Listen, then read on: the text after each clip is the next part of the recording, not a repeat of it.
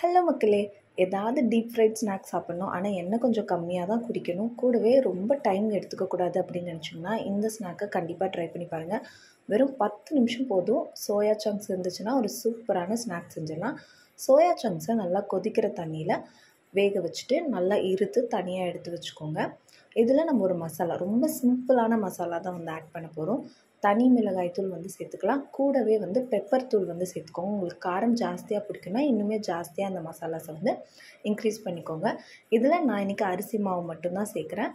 அடுத்ததாக உப்பு, கொஞ்சமாக பெருங்காயத்தூள் சேர்த்துக்கோங்க. நம்ம வேக வச்சு வடிகட்டியிருக்கோங்க இல்லைங்களா, அந்த சோயா சங்க்ஸை இதில் போட்டுட்டு நல்லா மிக்ஸ் பண்ணிக்கோங்க.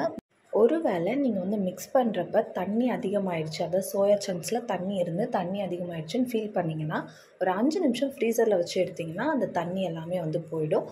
இப்போ இதை நம்ம ஒரு 2 ஸ்பூன் எண்ணெயில் இருக்க வாணலில் நல்லா ஃப்ரை பண்ணி எடுத்துக்க போகிறோம். ஏன்னா நம்ம சோயா சங்க்ஸ் ஏற்கனவே வெந்திருக்கிறதுனால ஜஸ்ட் அந்த மசாலாஸ் மட்டும்தான் வேகணும். நான் அதனால தான் அதிக மசாலாஸ் சேர்க்கல.